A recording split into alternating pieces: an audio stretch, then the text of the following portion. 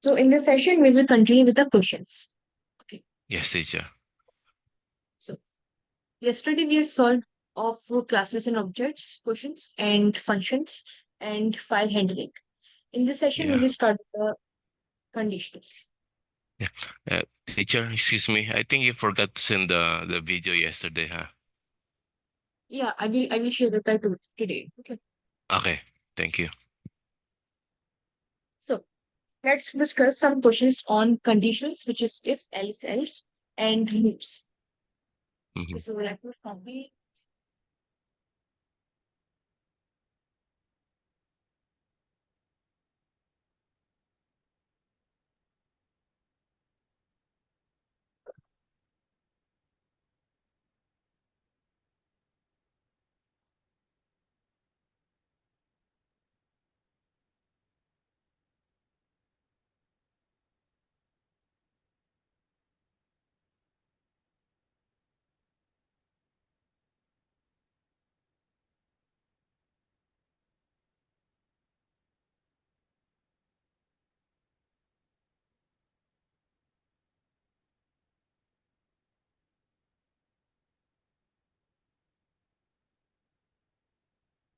Okay. So first question is take values of length and breadth of a rectangle from the user and check if it is a square or not. Which means we have to take the length and breadth of a shape, let's say for a rectangle, and from user and check if it is a square or not. So first we can take the input from the user, which is length equal, we can use int and input, and here we can use enter the length. And then same as we can copy this and we can do for the breadth.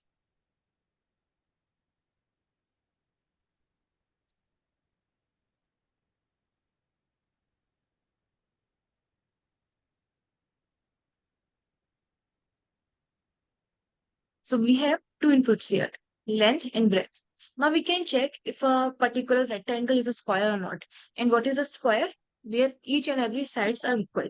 So we can simply use a if is condition. If length is equal to breadth. If it is, then we can say it is a square. Else, print it is not a square. Simple. So here we have two conditions, whether a rectangle is a square or not a square. So we have two conditions, and for two conditions we use if or else. So if or else. Now we can simply run this program.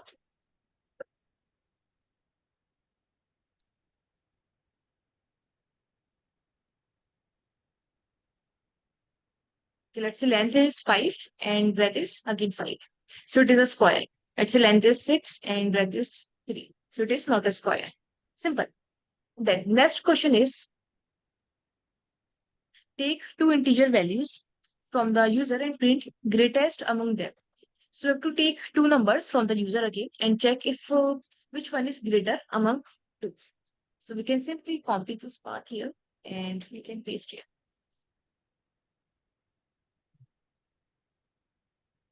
Yeah. So here we can take number 1 and this is our number 2. So we can write here enter the first number and here we can write enter the second number. Okay. Now here again we have more than two conditions, whether a number is greater than or whether a number is smaller than or the number is equal. Okay, so we can check if number 1 is greater than number 2. Simple. So here we can print simply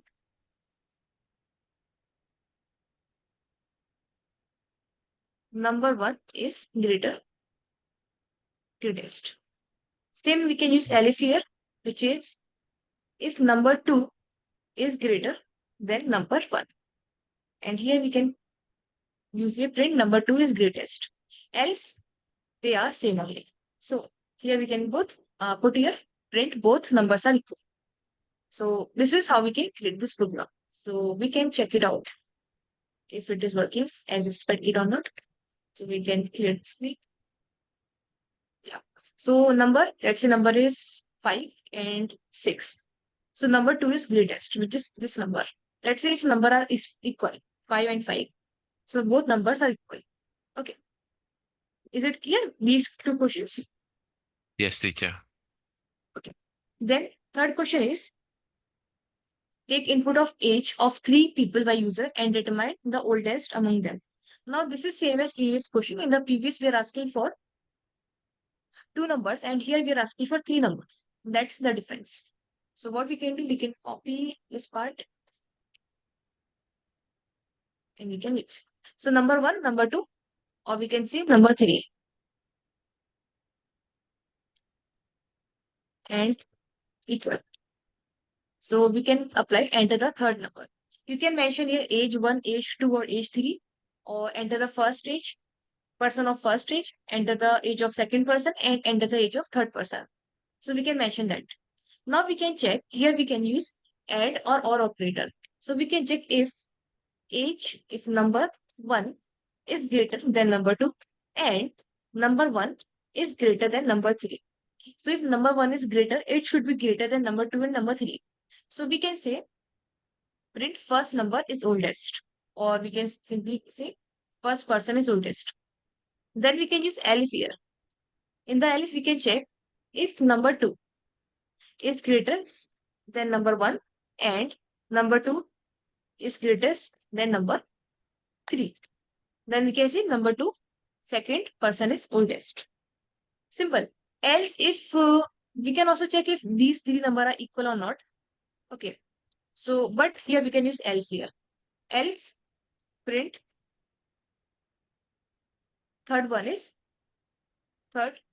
person is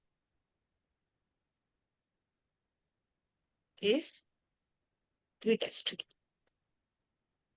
or oldest. Because if 2 numbers are not oldest, the third one is oldest.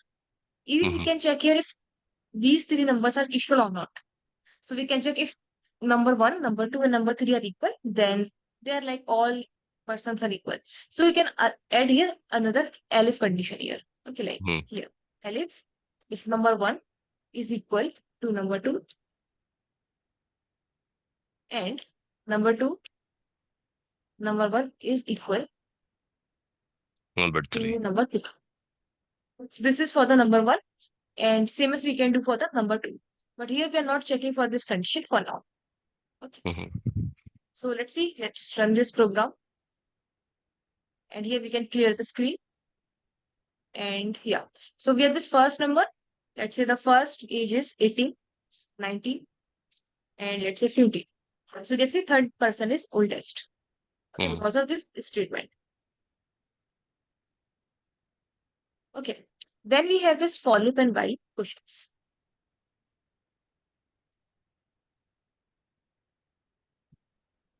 So write a program, Python program, which iterates the integers from 1 to 50 for multiply. For multiples of 3, print phase instead of number.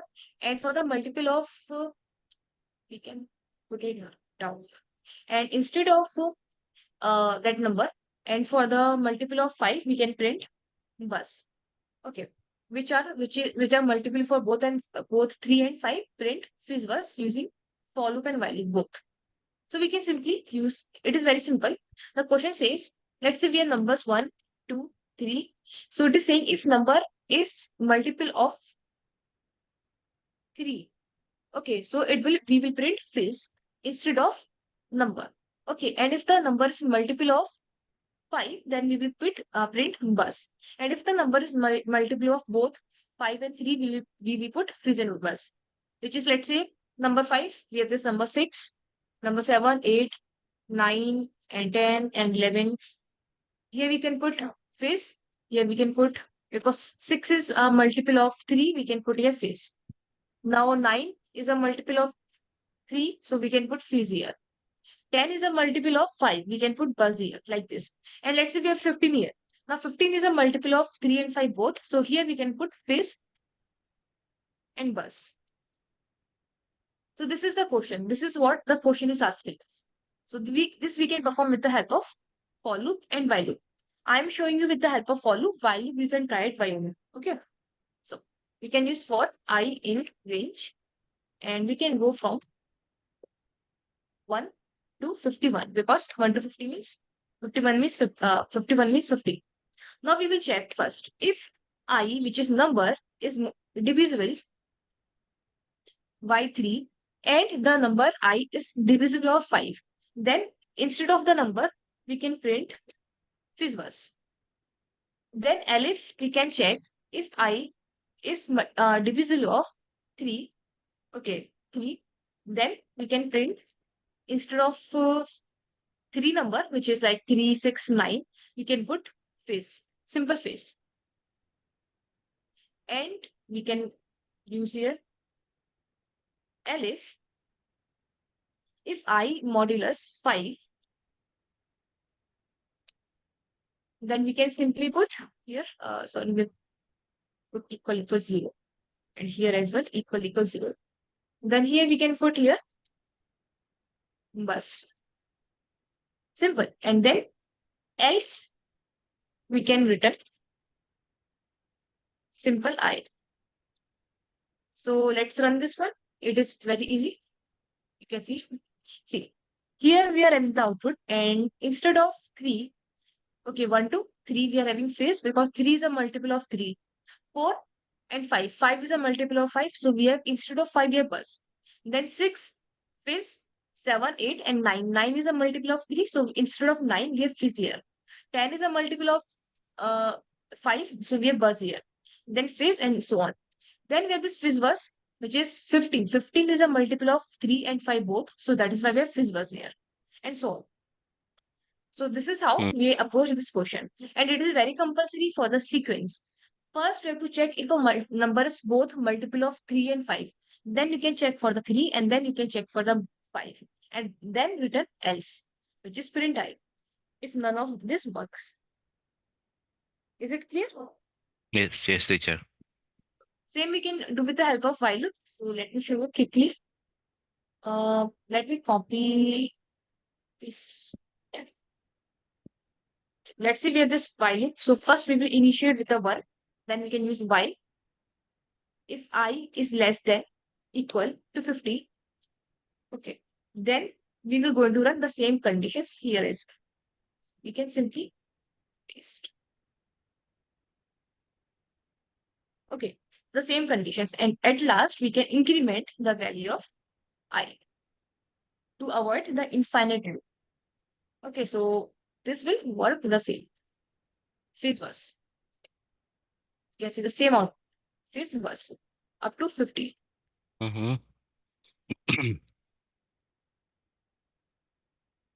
Something is wrong, I guess. 1, 2, 40. Up to 49, and then it is okay. We have to save the code first. Now it is working fine. Okay, so this is we can do with the help of while. Now the next question, which is write a program to print multiplication table of 6 using for loop and while. This we have already discussed. So should I show you again or you will do it by yourself? Yes, I can do it. I think yes, again multiplication. Yeah, we did that already, teacher, right? Yeah. Let me show you with the help of for loop. You can do with the Yes. help of while loop. Okay. So it is asking to print multiplication table of 6 using for loop and while. So we can simply use for I in range, and range goes from 1 to 11 because 1 to 10. And then here we can print simply. First we can print the 6. Okay. Because we want the table of 6. Then we can put comma and we can put a multiplication sign, a small multiplication sign, and then we can put a comma and then we can put I here, then comma, then we can put equal sign and then comma 6 into I. Simple. Okay. So if we see, you will see table of 6. 6 into 1, 6 into 2, and 6 into 10. Okay. Same as you can do with the help of while loop. Okay. So let me show you with the help of while loop quickly. We have I equal 1. You can use while I is less than and equal to 10. And then we can print the same statement as above, like this one. Okay, the same statement. And then simply increment the value of I. Okay, so this is again same. We have this table of 6. So you can see we can achieve the same object with the help of for loop and while loop both. Now, write a program to print multiplication table given by the user using for loop and while loop. So I think you can do this by yourself. The only difference is you have to ask for the table from the user. Okay, which means you have to ask this value, 6 value from the user. That's it. Okay, so if I copy this program here, so it is same as simply it is same. Just you have to ask for a number from the user, which is int input, and enter the number. And this is the number you have to replace here. Simple number. And here you have to replace in place of 6. Okay. So this time we are asking for the number from the user. So if I run this program, so number is let's say 4. So this is the table of 4. So here we are asking the table from the user. Same as with the while loop. Is it clear? Yes, teacher. Okay, while loop you can do it by yourself. Then write a program to display the first 7 multiplication of 7 using for loop and while loop. Again, it is same as the previous program. The only difference is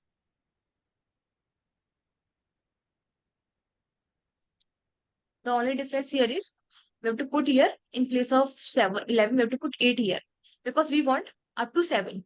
First 7. So we are putting 1 to 8 means 1 to 7. And instead of 6, we have to put 7 here. That's the only difference. And okay, same is the while. So you can make changes in the while. Okay. So next question. Loop a certain program according to the user start stop using for loop and while. Loop a certain program according to the user start and stop using for loop and while. So how do we approach a program?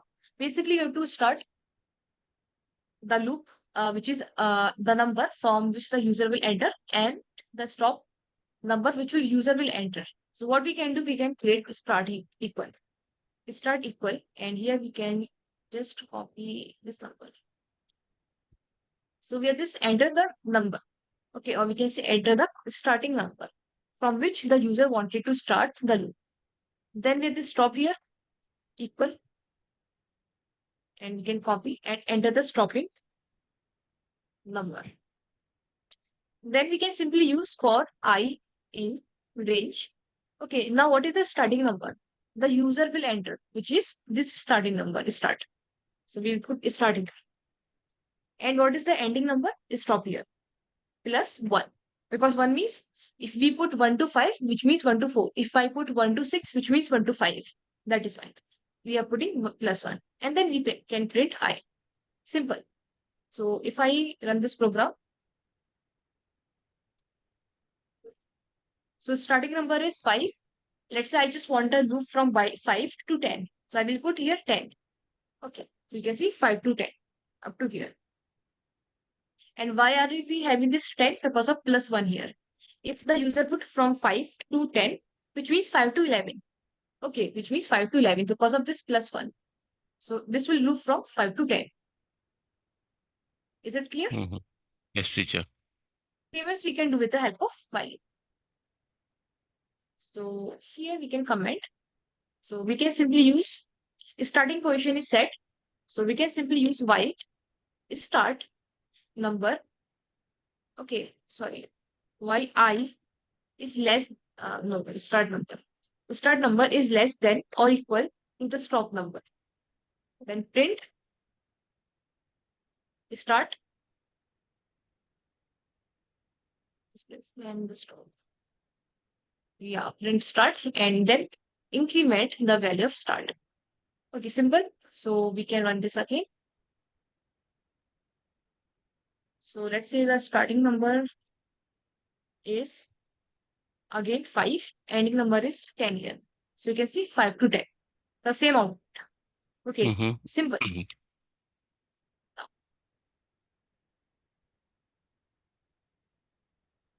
Next question, create two lists and loop through two lists together.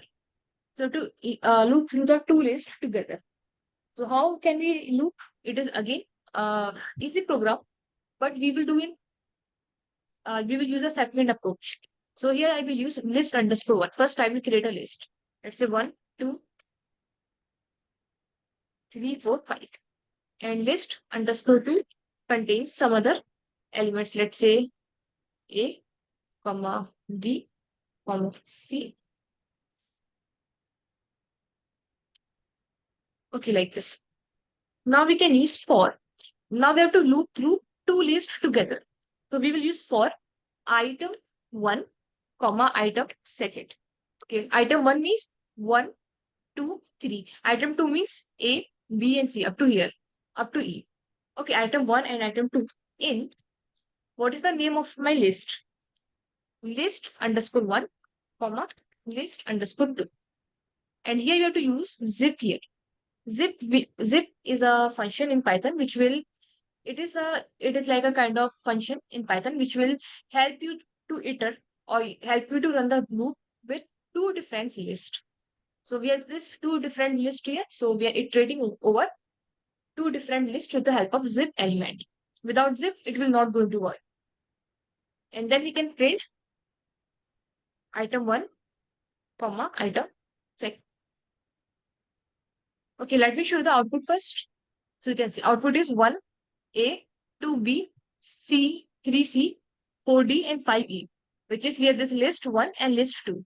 So we are iterating first item 1, which is taking item 1, 2, and so on up to 5, and item second, which is A, B, up to E here. And then we are looping through each list all together. First 1, and then A, then second, and then B, then third, then C, and so on. Mm-hmm. Is it clear? Yes, teacher. Okay. So the next question, write a program in Python to print first 10 integers and their squares using while loop and for loop. Okay, like for example, there are numbers like 1, 2, 3, 4, 5, 6 numbers and their square. Okay, what is the square of 2? 4. Means 2 into 2, 4. 3 into 3, 9. 4 multiplied by 4, 16. 5 multiplied by 5, 25. So they are like the square of each number. So again, it is same as the previous program. Okay, we can simply use for I in range and we can start from 1 to 11 because it is asking from 1 to 10. And then we can simply print the value of I, comma, I modulus 2 here. Okay, so if I run this one, I and I modulus 2 means, modulus means, sorry, exponential. This is exponential, not modulus. I means number 1, modulus number 1. So what is the modulus number 1? 1 only. What is the modulus number 2? 2 modulus 2. Okay, which is into 4. Then we have this 3 modulus 3 into 9 like this. Sorry, why modulus? Exponential. This is exponential. It is like power Mm-hmm. of. Okay, so if I run this one, you will notice 1, 2 into 2, 3 into 3, 4 into 4, 5 into 5, 6 into 6, 7 multiplied by 7, 49, 8 multiplied by 8, 64, 9 in 10. Mm-hmm. Same approach we can follow with the help of while. So we can simply increment the value y1 and we can use while I is less than equal to 10 because we want to iterate up to 10. And then we can simply print the same statement as here, the same statement. Okay. And then we can simply print increment the value of I. So this code and this code are same only. The difference is one is using for loop and another is using while. Okay, this is how we can approach this problem. The next question, There are like lots of questions of for loop and while. Write a program to print 10 integers in the reverse order using for loop and while loop. So how we can reverse the integers? It is very simple, right? We can simply use for I in range. We will go from 1 to 11, because 1 to 10 and minus 1 here. Sorry, from 10 to 0 and then minus 1 here. And then we can print the value of I. So if I run this one, you will notice 10, 9, 8, 7 up to 1. Okay, because we are starting from 10 and we are using 0, which is 0 means one step backward, 1. So 10 to 1. Same as we can do with the help of while loop, we can use I equal 10. So while I is greater than 0, we can simply print the value of I and we can increment I. Sorry, decrement I. 10, then minus 1, 9, minus 1, 8, and so on. So these are the program to reverse a number. This is with the help of for loop, and this is with the help of while loop to reverse your numbers. Then print a program to print Fibonacci series using iterative method. Okay, so again we have to put the Fibonacci series. And what is a Fibonacci series? 1 plus 2 plus 3. Like this.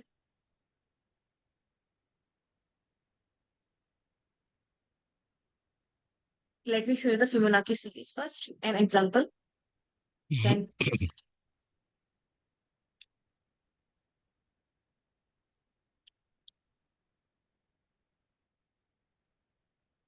okay, so this is a Fibonacci series of first 20 numbers. Okay, 0, and then 1, and then 0 plus 1, 1, 1 plus 1, 2, 2 plus 1, 3, and 3 plus 2, 5, 5 plus 3, 8. So it is like addition of previous number with the current number. That is a Fibonacci series. Okay, so how we can create a program with the help of while loop. Okay, we can also use for loop, but here in this scenario, while loop will be more efficient. So we will create a function first, Fibonacci. Okay, fifth, and which will take a number, let's say n. Now here we are creating an empty list, which will contain my numbers. So fifth underscore sequence equal, we have this empty list here. Then we are assigning two variables with two numbers, 0, 1. A contains 0 and B contains 1. Then we are running a loop while n is greater than 0. So we are appending in the Fibonacci series. So whatever the number comes, we are adding into this list. Okay. Then simply we can use A, comma B equal B, comma A plus 1, which is we are incrementing. And then we can use n minus equal 1. So we are decrementing the value of n, this n here. Okay. And then we can simply return Fibonacci sequence or series. Okay. And then we can, let's say, we can call the function fifth. Let's say I just want the Fibonacci series of 1 to 10. So how it looks like? It will looks like first number starting from 0, because we are starting from A here, 0. And second number is 1. They are fixed number. Then 0 plus 1 is 1. 1 plus 1 is 2. 2 plus 1 is 3. 3 plus 2, which is previous number and current number, is 5. 5 plus 3, 8. Up to 10 numbers. Okay, so if I run this one, you will notice a Fibonacci series of 10 numbers. This is n means numbers. So 0, 1, we have 1 here, 1 plus 1, 2, 2 plus 1, 3, 3 plus 2, 5, 5 plus 3, 8, 8 plus 5, 13, and 13 plus 8, 21, and so on, like this. So this is a Fibonacci series, and it is like iterating over the loop. This is an empty list, and this contains the constant number, which will take position number 1, 0, and 1. Then from 0, 1, we are keep on adding numbers in the loop, which is whatever the number is, we are appending into the Fibonacci series. Okay, and then we have this A is 0. Now we are replacing the value of A with B, and we are replacing the value of B with A plus 1. So let's say if the value of A is 0 and value of B is 1. So what we are doing here, we are replacing the value of A with B. What is the value of B? 1. And what is the value of A plus B, which is 0 plus 1, 1, right? And it will keep on iterating until we decrement, we come to 0. Okay, because of this condition here. Is it clear? Yes, teacher.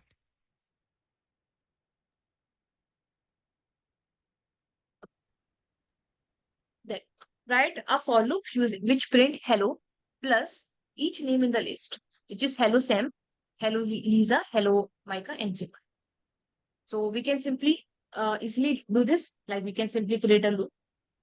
So for I in list. And which list? This list. This is my list. Okay, and then we can simply print hello, comma, I. Simple. If I run this one, you will notice hello Sam, hello Lisa, hello, and so on. Up to Sage. Mhm. Okay. So we can simply appending a string with the elements. Then find the sum of all the numbers in the list. Like sum of numbers means 1 plus 2 plus 3 plus 4 plus 5, which is 15 here. Again, it is similar to the program which we have discussed. Simply, we can use here. Let's say this is my list. And here we have two approaches for doing this particular question. First, we can use the sum method of maths module. Like for example, we have this list here, which is this list. And here I can use total equal sum of A here and print total here. Something is not right here. Okay, so this will print 15 here. So if I do this, see, this will print 15 here because we are using a sum method. Sum is a module of maths library which will simply sum all your numbers automatically. But how we can do with the help of for loop? Again, it is very simple. We can create a program total which contain a value 0. Then we can iterate for I in A, and then we can keep on adding total plus I, and then we can print the total there. So this is another way of solving the same problem. And here we can see 15 again. Okay, 15 again. So we can Mhm. follow any of the approach, either the automatic one or using the for loop. They're easy, both are easy basically. Okay. Yes, teacher. Next question. Loop through a tuple of list of data type and extract only integer values. So let's say we have a tuple. In the tuple, we have all sort of values. Let's say we have apple 1, 2, 3, and let's say we have cherry. So from this tuple underscore 1, I want only the integer value to be printed. Like only 1 to 3 to be printed because these are numbers and rest are string here. So again, it is a kind of very simple program. So how we can approach? We can simply use for I in tuple underscore 1. Okay, then we can check for the data type. Okay, there's another way. We can check for the data type of each element, or we can use this particular method. This one says if is instance I int, means here we are checking for the data type only, but using a different method, which is instance. This particular function will check for the data type of your particular element. Okay, so here we are using I. I is a number here, which is I is an element. Apple 1, 2, 3, cherry. Cherry, these four are your element. And we are checking if the I is the integer value, then we can see print I. Okay, simple. So if I run this one, you will notice 1 to 3 only. Because 1 to Mhm. 3 are numbers here and rest are strings here. 1 to 3 are numbers.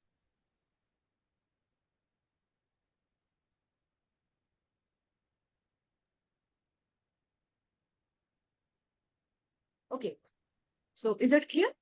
This one, Yes, teacher. we can also use type function of the Python, but this one is more relevant or reliable than the other one. Then next question, loop through a list and identify even and odd with the help of for loop and value. Again, it is very simple. We have to run a loop and we have to identify which one is even and which one is odd. Simple. we can use for I in list, my list, and this is going to be my list. Okay. And here I can use if the element is divisible of 2, then print I, comma, even. It is a even number. Okay, even. Else is it is a odd. Simple. So after 5, we will see if it is a even or odd. Like here, we can see 5 is an odd number. 7 is an odd number. 8 is a even. 3 is odd. 4 is even. 2 is even, and so on. It is very Mhm. simple. We are just checking for the condition. If this particular number is divisible of 2, then it is even, else it is odd. Okay. Same we can use with the help of while loop. Okay. So you can do with the help of while loop by yourself. Then we have this nested loop. Now nested loop are complex. So it is saying that write questions words like what, why, what, when, why 3 times using nested loop, which means we want what, when, why, what, when, why, and what, when, why 3 times. Okay, in the nested loop. So let's say we have a questions here which contains a list. Let's say what, comma, when, comma, why. These 3 questions. Okay, now we can look for underscore in range. Okay, and 3. So we want, this is my outer loop. Okay, this is my outer loop. I want this outer loop to run 3 times. Okay, outer loop to run 3 times because the question says 3 times.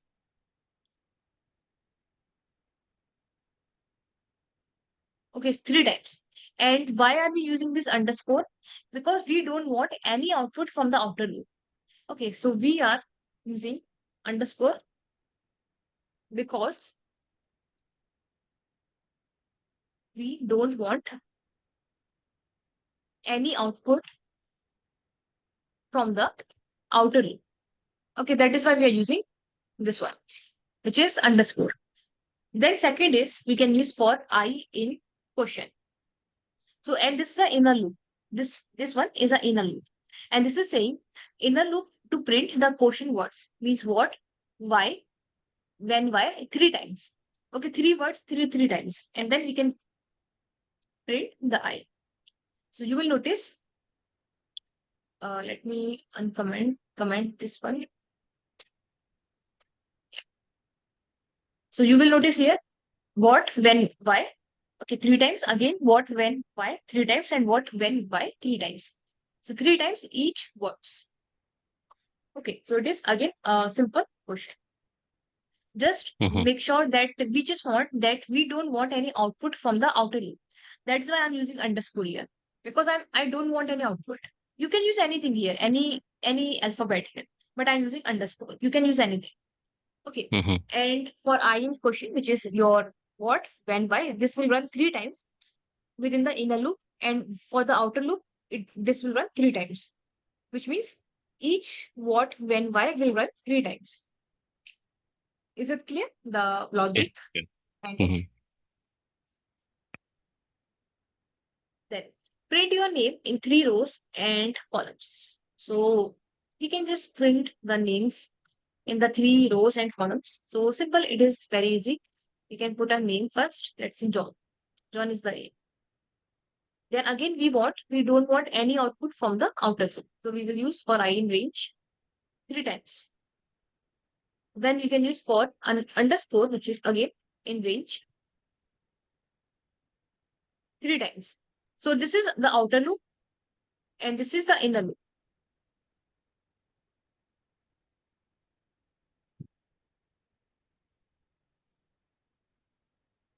Okay. Then we can simply print like this name and we can simply print another line. This is for the new line. So if I show you the output first, you can see. Now you can see 3 rows and 3 columns. So 3 rows, which is 1 row, John, second row, and third row. And then columns are also 3. First row, first column, second column, third column. So we have 3 Mhm. columns which contains name of the John. Okay, so first we are using for I underscore. So we don't want output from the, we don't want any of the output from the both of the loops. We just want that these loop will run three times each time. Okay, three times horizontally, three times vertically until the name will be printed. And this end is for ending. It is like a space, adding a space. If I put a comma here, you will notice a comma after the names. It is comma. So Mhm. we are removing this comma and I'm putting here the space so that we can have a space here. And this is for the Mhm. new line. So we want the loop to start from the new line. Okay. So this is first line, this is second line, and this is third line like this. Okay. Mm. Now last we have this question which is create a number guessing game using random function and while. So to create a random guessing game. Okay, so let's see. Let's say the user guess any number. Let's say 5. Okay, let's say the random number is selected to be 6. 6 is a lucky number, let's say. And the user selected 4. Now, if the user selected 4, then we can type here a message which is too low. Okay, too low and guess again. And if the user put 7, so we can put too high, guess again. And if the user put 6, then you can see correct answer. Okay, so this is a random guessing game. So let's see how we can do this. We will import a random model first to randomly select the number each time the user play. Okay, then here we can use here number to guess. So this is random dot random 1 to 10. So we want the number guessing game from 1 to 10, which is 1 to 1 to 10 here. And then guess is equal to none. For now it is none. Okay, then we can put a while loop here while if guess whatever the user is guessing is not equal to the number to guess. If the number, let's say the random number selected to be 5, and if the user is selecting any other number, then this loop will work. Okay. So if the number which the user is guessing is not equal to the number, the actual number to guess, then we will run this loop. And here we will run a for loop. Sorry, first we will use a while loop, and here we will take input from the user, where the user can put his or her number. Let's say enter the number to guess. Okay. Then we can use if guess number, whatever the user is guessing, is less than number to guess. Okay. Then we can print here too low. Okay. Too low. And we can put here guess again. We can put here guess again. And then we have this elif. Okay. Then we have this elif. And we can see guess is larger than the number to guess. So we can see here it is too high. Okay, number is too high, guess again. As if the number is equal to the guess number, then we can simply say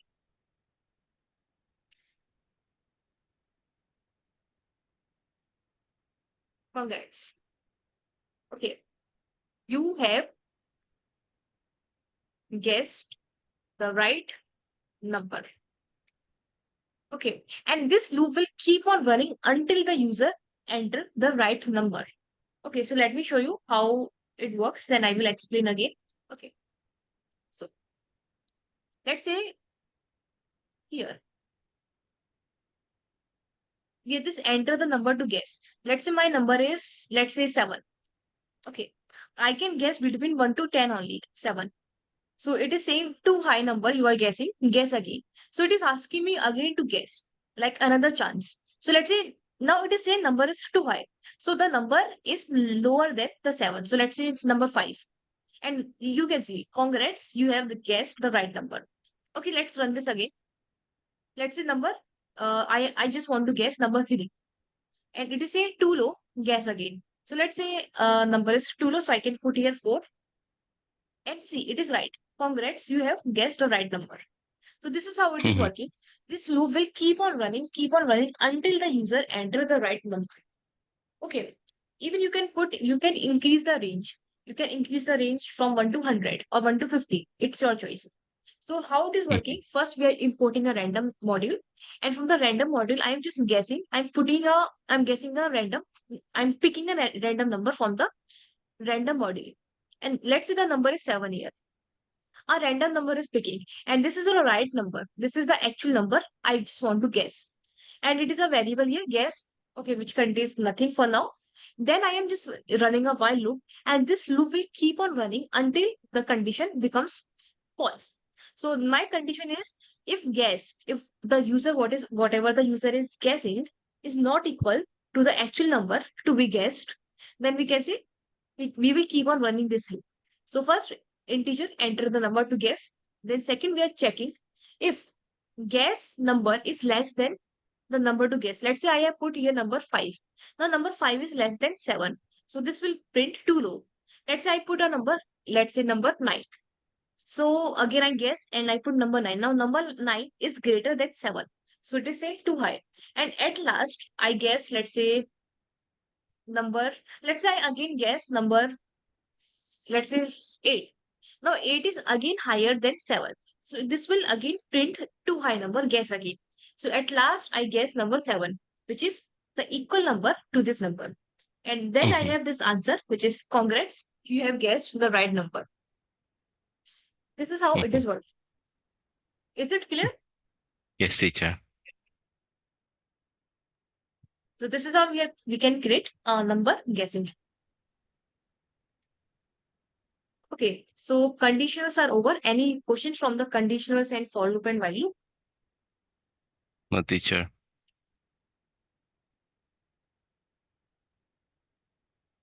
Yeah. So now we can move to the next part, which is questions on modules.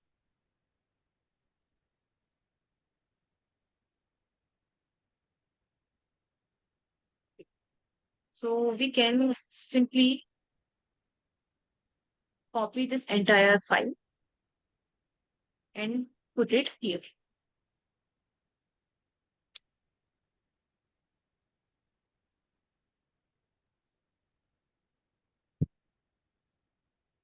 Okay, now question number 1. Now these are questions from the modules. Okay, modules and packages. So question number 1 says, write a Python program to select a random element from the list, set, dictionary, and a file from a directory. Use random choice. So simple, we have to create dictionary, set, and then we have to choose a random element from that. Okay, so it is like very simple. We have to import first random module, and second, I have to import another module which is OS, because it is saying that you have to choose a random directory as well, like a random folder as well, randomly. Okay, then we can create a list here, list underscore one. Let's say this contains some number. Okay, then we can create, it is asking for the list, set, and dictionary. Then we can create a set underscore one, which contains again some numbers. 1, 2, 3. Let's say 1, 2, 3 sublist. Then we can create a dictionary which contains some elements. Okay, dictionary. Now we have these three elements, list, set, dictionary. Now we have to pick a random number from each of these particular element. Okay. So how we can pick a random number? Simple. We can print here random dot choice. Okay, random dot choice. And we can choose from where we want to choose. I just want to choose from list underscore one. Okay. Same as I just wanted to choose from the same as I can copy this part and I can paste here. Now I just wanted to choose from the set underscore one. And same as I just wanted to choose from the dictionary underscore one. Now here I just wanted to choose the values of the dictionary, which is 1, 2, 3. So here I'm choosing randomly. Okay, randomly from the list, randomly from the set, and random numbers from the dictionary. I'm picking random elements. Then last, where this we have to pick a random directory as well. So what we can do, we can create a directory, a path here. Okay, path. And here I can enter a path from my random model with choose a directory. Let's my path is this desktop. So from the desktop, the random choice module can choose any of the folder from here. So what I can do, I can just copy the location first. So here I can click on properties and I can copy this location. So I just want my random module to choose a directory from my desktop, a random directory from my desktop. Okay. So here I can put here files equal. And here I can put here list directory. So whatever the directories are there in my desktop, that will be listed here in this files. And then I'm choosing from the files. Okay. So if I run this one, you will notice an error, which is says what it says. Set object is not.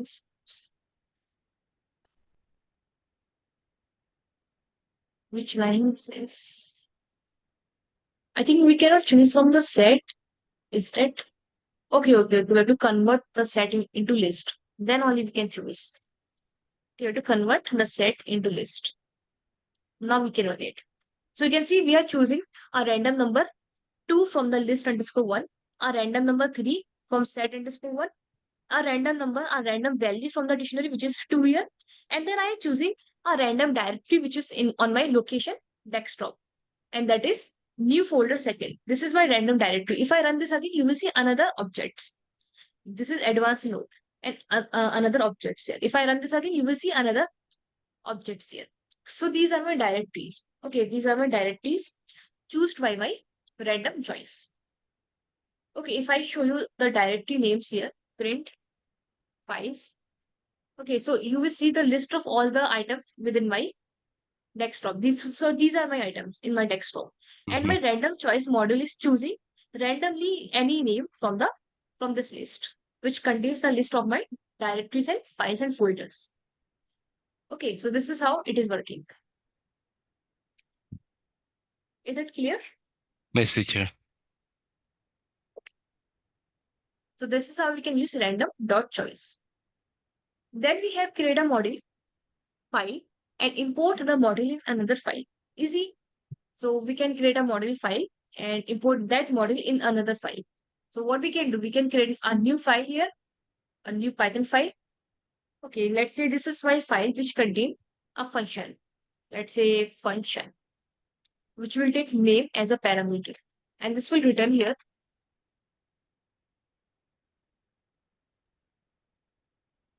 hello, comma,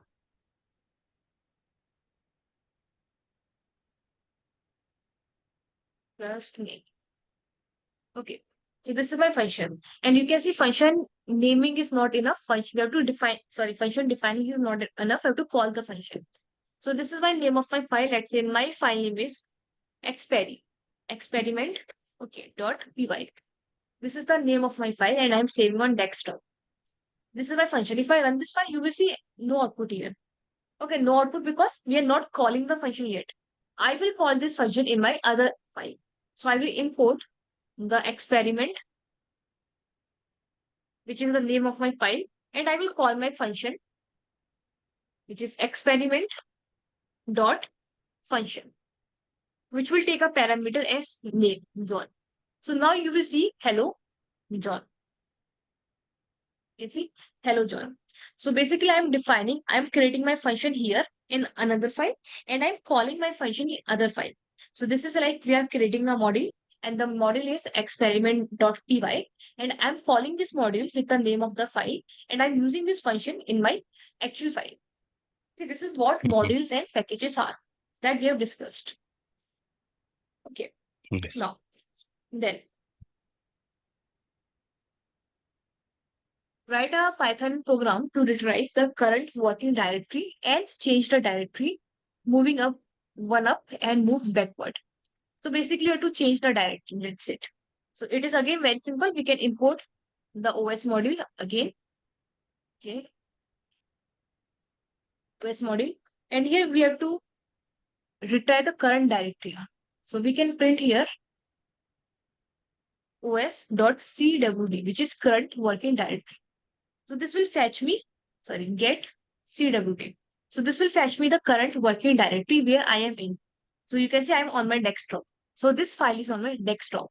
Then it is saying that change the directory, moving up, one up, and move backward. We want to change the directory. So how we can change? So we can use here os.chdir, change directory. And where we want to move. Let's say I just wanted to move inside new folder, this folder here. Okay, so I can copy this path, the name of the folder, and I can paste here. So I just wanted to move inside new folder. And then I'm printing my directory again. So now you will notice, first we were in the desktop, and then I have changed my directory to new folder. Okay, this is how we can change directory. And if I want to change back, then I can again use this path here. Okay, now here I just wanted to move on desktop again, so I will copy this path here. And then I can print this path. Okay, this path. Which means I have first print my current working directory, then I'm changing my directory to another folder, and then I'm printing the location again, and then I'm moving backward to desktop again, and then printing the location again. So this is how it is working. You can see first I am on my desktop, then I move inside new folder, and then I'm again on my desktop. So this is like we can move back and forth using OS module. Okay. Now, next question is install the NumPy and Matplotlib libraries using pip and list all the Python packages installed in the system. So this question is asking you to install libraries using pip.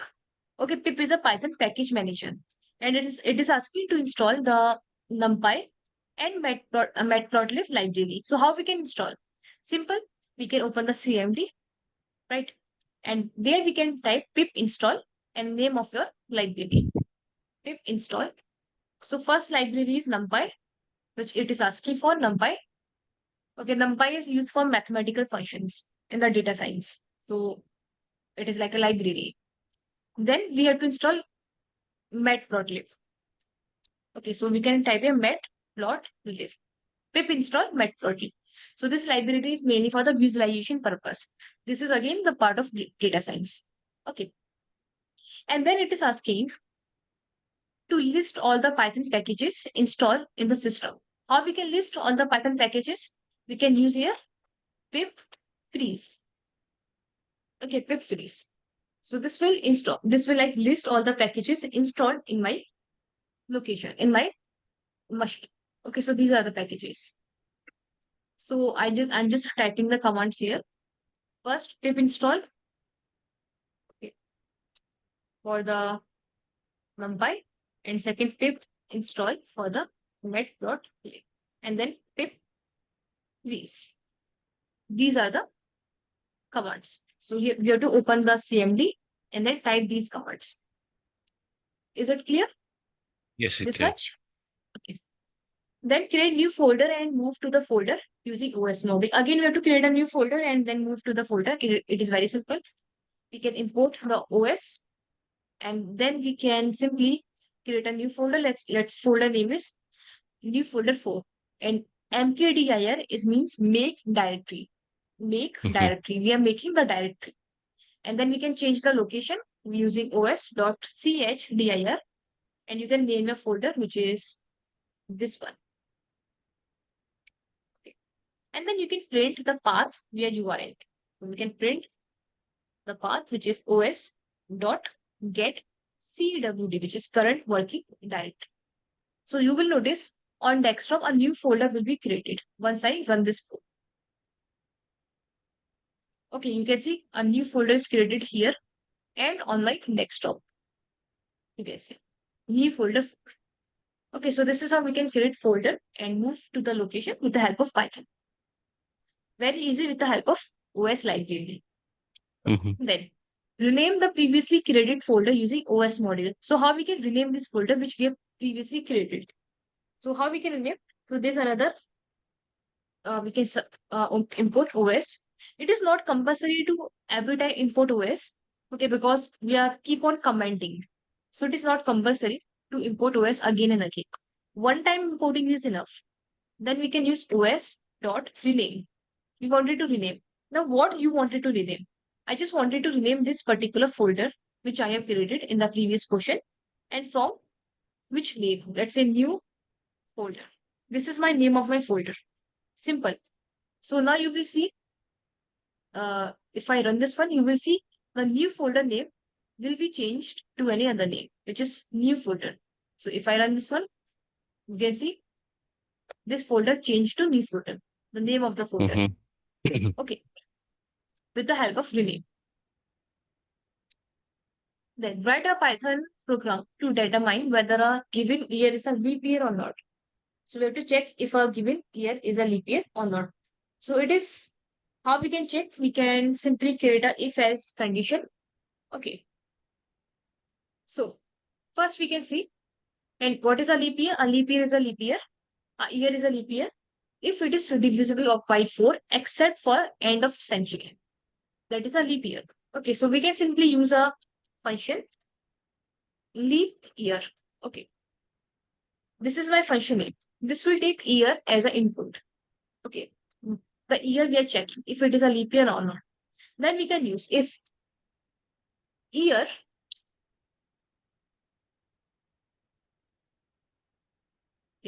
if year is divisible by 4. Okay, and if year is divisible by 100 is not equal to 0, which is we are checking for the end of the century, and we are checking for if the year is divisible of 4. Okay, or here we can use another condition, which is if year modulus 400, okay, is equal to 0. So this is like a formula for checking if a year is a leap year or not. So we can return true as we can return false. Let's say my year is, let's say the year is 2024. We can check if this year is a leap year or not. Okay, we can print.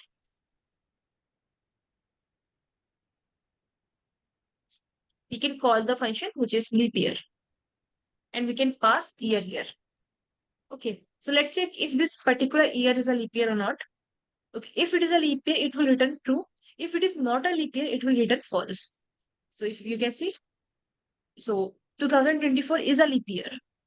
Okay, now we can check for the 2020, let's say 35, if it is a leap year or not. So false, it is not a leap year. Okay, even we can cross verify our answer. Okay, how we can cross verify? We can check here 2024 is a leap year or not.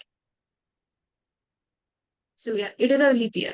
2024 is a leap year, which means our answer is right. Okay, so this is like a formula of checking if a year is a leap year or not. Then next question, write a Python program to get the current time. So it is very easy. So we can simply import here date time. Okay, import date time here. Then we can check, we can print here date time dot current date time dot time. Okay. So we are printing the time here. So this will give me the time. Date time dot date time. We have to put now here. Okay, date time dot now dot time. So timing is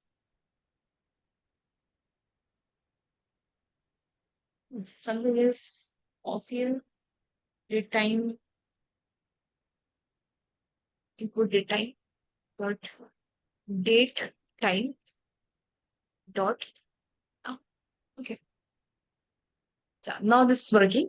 So we have to type date time dot now, and we are extracting the time from the date time. And this is the time, okay, which is minute, second, minute, sorry, hour, minute, seconds, and milliseconds. So this is how we can fetch the time from the date time also. Then write a Python program to print yesterday, today, and tomorrow. So we can, it is very easy. So we can use here from date time, import date, comma, time zone. Sorry, time delta. So we are importing two functions from the date time, which is date and time delta. Delta will help us to get the yesterday time and the tomorrow time. So first we can use today. So today equal date dot today. This will return the today's date. Then yesterday. So we can use today minus 1 day, right? Which is time delta. And how many days we have to minus? We have to minus 1 day. Okay, just 1 day. And then tomorrow we can use +1 plus time delta +1. Simple. And then we can print the yesterday time, today time, and the tomorrow time. Like this one. Date basically. So today's date is 23. Yesterday was 22 and tomorrow was 25. Sorry, tomorrow is 24. So here we are using a time delta. You cannot straight minus like this one. You cannot minus like this one. This is not work. This will not work. So basically we have to use time delta for subtracting a day from the today's date. Okay, and same as for adding, we have to use time delta +1. So now the last question from the modules. Write a Python program, which is a script, to display the various date time form, which means we have to display these format. Simple. We can first import date time. Okay, now we have to use now. Now equal date time dot now. Okay, now we can keep on extracting everything. So print. First, it is saying print current date and time. So we can simply print here now for current date and time. Then second question says current year. How we can extract year? So we can use now dot year like this. Okay, so if I run this one, you will notice year. Okay. So this is current date time and this is current year. Then it is asking for current month of year. Okay, what month of year it is. So we can use here print now dot. Here we can use staff time. It's staff time. And we have to fetch here month of year. So we can use here capital B. So this will fetch us month of year. Then next we have now dot month of year, week number of the year. So for the week number of the year, I think we use percentage U for the week of the year, week number of the year. For the weekday of the week, okay, like which weekday it is of the week, then this will go like in this part.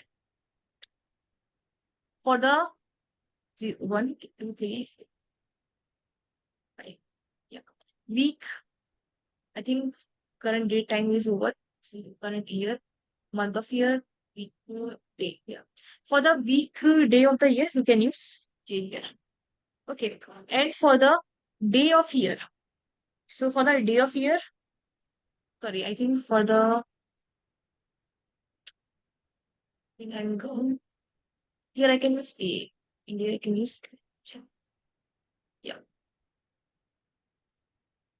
For the day of year. So we can fetch D for the day of year. Day of year. And for the day of the week, we can use W here.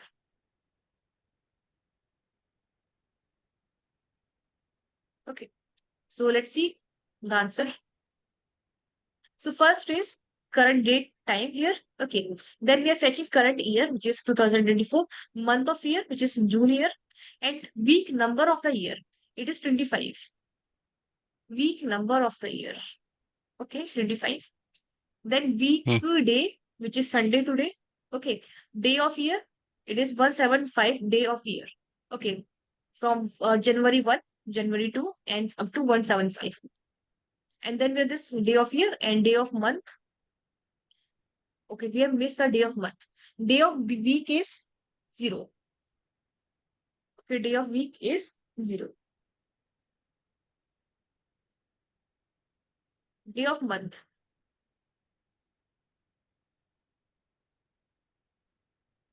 So day of month, I think we can use with small b. It is June. So we can check it out, the documentation, because it is like a bit complex. So we can use daytime, Python, mod. So we can see some documentation because we struck. We want to check for the which sign we can use for the day of the month. Okay. So you can search for day of the month. Yeah, here you can see day of the month we use small d. Okay. This is what we are using, day of the month. I think we are day of the month as invalid. Let me count how many. 1, 2, 6. I think the incorrect teacher is day of year. So The let's see. third. Let's put here number. Okay, this is for the A. Oh Then we yeah. can copy this one and we can paste here. Okay, so that's less confusing. Okay. Yeah, this is A and this is B, which is current year. This is C for the month of the year, and this is D for the week number of the year. Then this is E for the week number and weekday of the year, of the weekday of the week. Then we have this F here, which is for the day of the year, G, day of the month, and then with this H. H is actually this one. Okay. So we have to remove this part. Now everything is okay. Okay, so we have this A to Z. Sorry, A to H. So first is we have this weekend one to check again. We have this A, which is current date time, this year. This is month of year, which is June, and week number of the year, which is 25, and Sunday, okay, which is week day. Day of year is 175. Day of the month is 23. It is right. Okay, which is today's date is 23. And then day of week is 0, which is today's Sunday. And from the Python, it starts from Sundays. Sunday 0, Mondays 1, Okay. Tuesday 2, and so on. Okay, is it clear? Clear, sir. Clear, teacher. Okay, so they're like quite a little bit of complex. Okay. Now next we can move to other questions, which is dictionaries.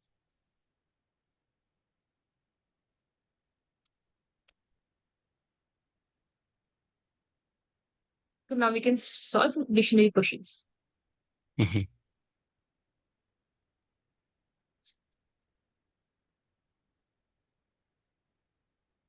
So we can copy this and we can paste it here.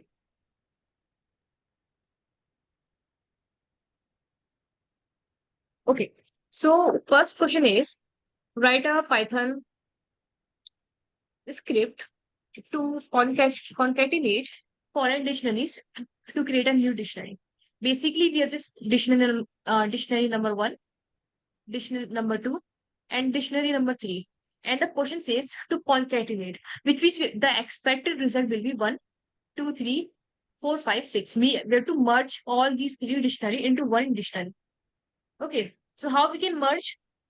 So there's a very easy formula. We can use result equal. We can create another dictionary out of this dictionary.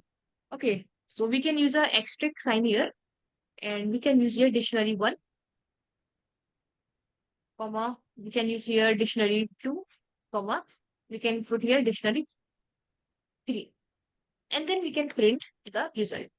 So this will concatenate or merge your dictionary. Okay, so you will see the expected result. So 1, 2, 3, 4, 5, 6. And we have merged these three dictionary into one dictionary as per the expected result. Okay, so it is very simple. We just use a asterisk sign here. Asterisk will merge your dictionary. Okay, no matter how many key values are there, it will merge everything. Okay, then next question is write a Python script to check whether a given key already exists in a dictionary or not. So let's say we have this dictionary. We can copy this particular dictionary. Let's say we have this dictionary underscore 1. So this is my dictionary. Now I have to check if any particular key exists in the dictionary or not. So we have this key underscore to check. Let's say I'm checking that if key number 5 is present in the dictionary or not. And what is key? 1 is a key, 2 is a key, 3 is a key. These are keys. And values are 10, 20, 30. These are the values of the dictionary. So we can check if a particular key present in the dictionary or not. So we can use if key to check in dictionary or not, in my dictionary or not. If it is, then return present, else return not present. Simple. So the key to check is 5. We are checking if five keys present in the dictionary or not. It is present because as you can see, 5 is a key here. Let's see, we are checking for the key number 7. Now 7 is not there. You can see not present. Simple. Here we are using a membership operator which is in here. The next question is write a Python program to iterate over dictionary using a for loop. So again, we can iterate over dictionary using a for loop. So let's see, we have this dictionary here, which is dictionary underscore 1. So we can iterate over the key and value. So we can use for key, comma value. Okay, in dictionary items. Okay, so keys 1, 2, 3 are keys and values are 10, 20, and 30. And then we can print here key, comma value. Simple. So if I run this one, you will notice 1 key, 10 value, 2 key, 20 value, 3 key, 30 value, and so on up to 60. So we have this all keys and all values. The next question is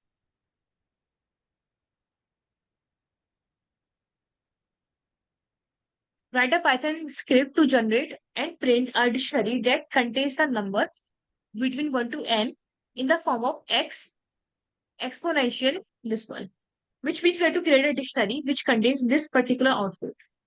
Okay, you have this one here. In this one, we have this one, 2 exponential 2 here. So we want this particular key. For example, we have this key here 1. So 1 multiplied by 1 is 1 here. 2 multiplied by 2 is 4 here. 3 multiplied by 3 is 9 here. And 4 multiplied by 4 is 16 here. So we want exponential value of the dictionary as a value and key as a numbers like this one. So we want this expected output. So how we can use, let's say the key is numbers is 5. We want to generate 5 numbers. Okay, from 1 to 5. So I can use here for I in range from 1 to n plus 1. What is n here? This number. 5 plus 1, 6. Which means it will go from number plus 1, which is 5 plus 1, 6. Okay, then we can use here, we can simply print x dictionary, sorry, I dictionary, I multiply by I. That's it. Okay, clear? Done. So we are printing I, okay, the value of I, and then this dictionary here. Okay. So we can put a, we have to, we have to put a comma here, I guess. Yes. Let's say, let's see there's an error here. Yes. So we can put a, we can Comma. convert it into a dictionary. Let's say, let's put a quotation here and a comma here and here as well. Okay, now we are good. So if I run this one, you will notice this one. I, 1. 2 into 4, 2 into 4. 3 into 3, 9. 4 into 4, 16. 5 into 5, 25. Okay, this is the output. This is one way of using the dictionary, like doing this answer. The second way is, it is again very easy. Let's say we have a result here. We can create a dictionary here as well, and we can run a for loop here for I in range from 1, comma number plus 1. Okay, and here we can put the value we want. I want I exponential multiply by I like this. So this is same as this one. So if I Mm-hmm. print the result, you will notice everything is same. This is with the second formula, this one, and this is with the first answer. Mm-hmm. Okay, so the difference is we are converting this entire into a dictionary itself. This is known as dictionary comprehension. Okay, dictionary comprehension means we are using a for loop in one line. You can see we are using for loop in one line and two lines. But here we are using for loop only in a single line. So for I in range, and whatever we want to print here, we are printing before for loop. This is known as dictionary comprehension. So you can also use first way also, and you can also use second way. It's your choice. Second way is Yes. more advanced than the first way. So this is known as dictionary comprehension. Okay. Is it clear? Yes, teacher. Okay. Then next question, which is write a Python script to merge two Python dictionaries. This is same. This question is same as the first one, right? First one. This is same. In the first question, we are merging three dictionary. Here we are merging two dictionary. So this is same. Okay, so you can do it by yourself. It is exactly same as first question. Then write a Python program to sum all the items in the dictionary. So which is we're summing all the items, like adding up all the items. Let's say this is my dictionary. Okay, copy this. Dictionary 1 equal. Now we want to sum the values here, which is 1 plus 4 plus 9 plus 16 plus 25. That I want to do. So I can simply use here total equal, and I can use a sum method here, and I can use dictionary 1 dot Yes. values, which means I want to sum the values of the dictionary. Okay, and then I can print here the total here. And I can run this one. You can see total is 55. Why? Because 1 plus 4 plus 9 plus 16 plus 25. You can also use the for loop here. Okay, this is same as list here. The way we are adding up the list, it is same as we are adding the dictionary. Okay, so with the help of for loop, you can also perform this question. The last question, which is write a Python program to multiply all the items in the dictionary. So here we have to multiply the items of the dictionary. Okay, so let's say this is my dictionary. Let's take a very simple dictionary. This one. So this is my dictionary here. And I want to multiply each number like value. 10 multiplied by 20, multiplied by 30, 40, 50, 60 like this. So I can create a first empty number here, which is total. Total contains number 1. Then we can for value, we can loop on the basis of value. Value in dictionary 1 dot values. So we are iterating over the values of the dictionary, which is 10, 20, 30, 40, 50, and 60. And then we are adding up, multiplying all this in the this particular total. Simple. And then we can print here a total. So this will multiply 10 into 20 into 30, 40, 50 and 60. So we have this answer. This one is like a number, a big number, which we have Mm. multiplied 10, 20, 30, 40, 50 and 60. So on. Is it clear? Yes, teacher. You can see many of the programs which we have done are like simple, and more as not simple. We can see a kind of common questions which are related to one another. The same logic you can apply in the list. The same logic you can apply in the tuples and so on. So they are like a, we can say, universal logic we can use. Okay, so the same logic here you can apply in the list, in the tuple, in the set, and so on. Okay, Mhm. so is it clear this much? Any questions? Teacher. So I think it's enough for today because we have done a lots of questions. If I continue, Mhm. then everything will be messed up. Okay, what we will do? Some of the questions are left from the set, list, and the strings and tuples. These four data types are left. Okay, so that we will continue in the next week. Okay, so Okay, in the teacher. next weekend we will start with the new Python advanced syllabus. Okay, teacher. Okay, so within this week, you can revise the entire Python code. And if you have any question, you can ask me in the group. Yes, teacher. And then you can send the video and then the questions also, teacher, right? Yeah. I will share all the questions and this answer file. One more Yeah. time. Okay. Yes. Thank you, teacher. Thank you.